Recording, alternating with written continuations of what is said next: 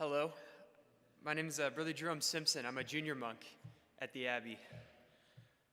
I want to tell you on Easter morning of 2017, a Franciscan friar, after hearing my faith journey, he kind of looks me up and down, says, "So what are you waiting for?"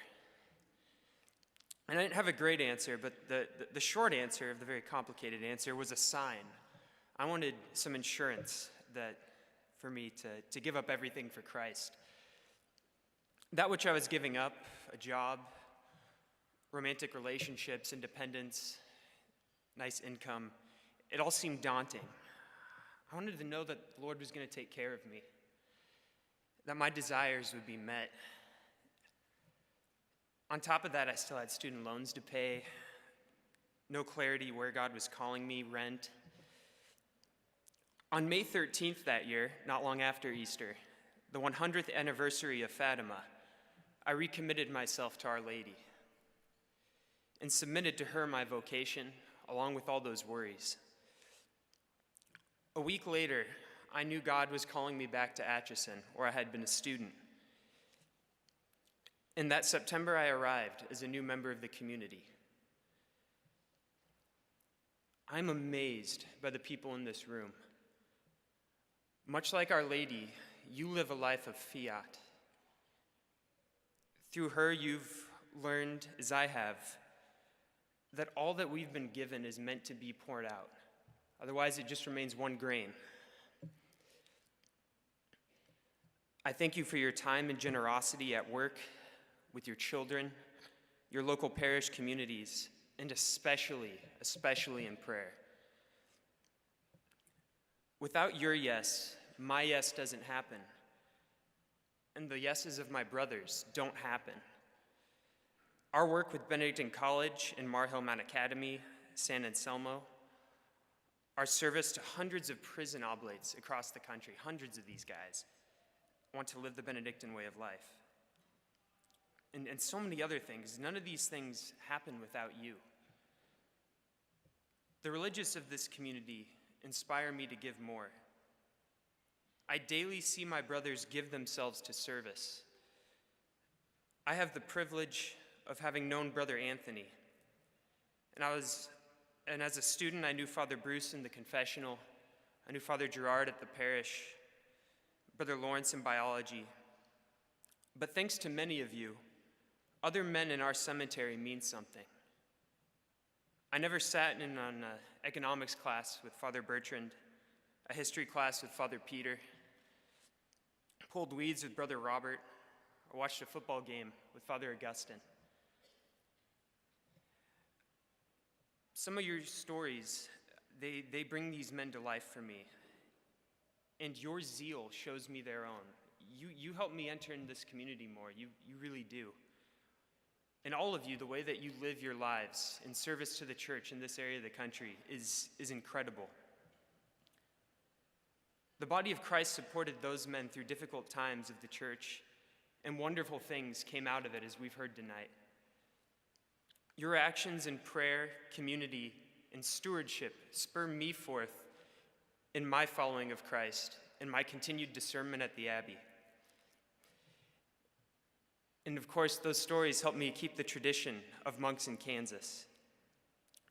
Please know that your efforts bring faith, hope, and charity into the hearts of many, including my own. God bless you, and thank you for being here tonight.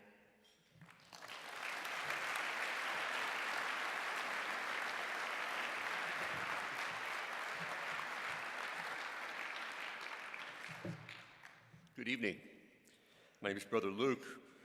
I'm not sure Abbot James knew what he was asking when he requested I share a few short words with you this evening. After all, I entered St. Benedict's Abbey as a young man in 1982, and I thought I'd be gone for a short while. It took me 30 years to return, so we'll see if I can keep my talk short this evening.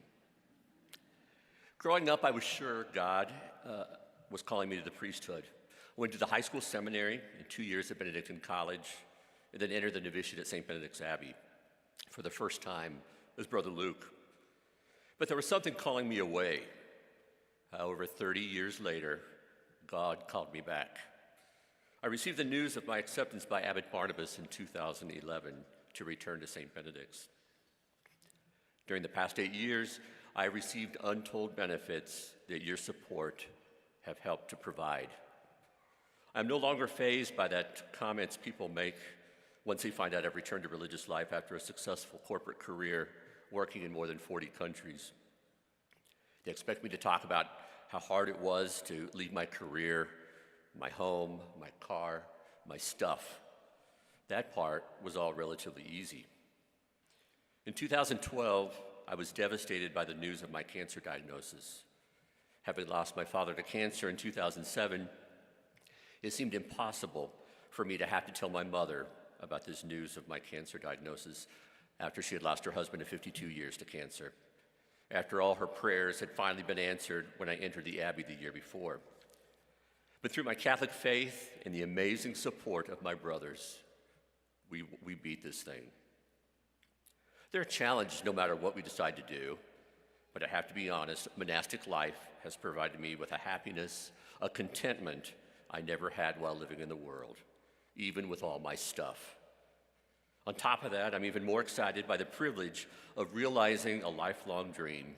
This summer, on June 29th, the feast of Saints Peter and Paul, I will be ordained to the priesthood, and you're all invited.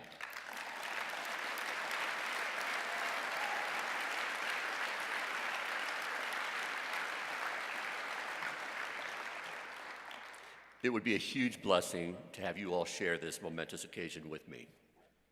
Your support has allowed me to grow my heart. It is manifested in the example of my monastic confreres in their daily lives of work and prayer. My heart has also grown through various ministries, accompanying the incarcerated in prison, attending to the sick and dying in the hospital, and through my education and formation at St. Meinrad Archabbey, the Seminary and School of Theology. You all have helped shape my heart for priesthood, and I owe you a debt of gratitude. All of this is only the beginning. My ordination is yet another step on this path. I will continue to pray and to work as a monk of St. Benedict's Abbey. However, I need your help. Your prayers and support are even more important if we are to continue to spread the good news of Jesus Christ. I have no regrets of leaving St. Benedict's during my novitiate in 1982. My career and life experience have made me the monk that I am today and the priest I hope to be. It will be a privilege to share the love and mercy of Jesus Christ through my priesthood. It is the greatest gift I could imagine. Thank you for this incredible experience, this opportunity. Thank you for partnering with us on your journey of faith as we seek to share Christ with the world.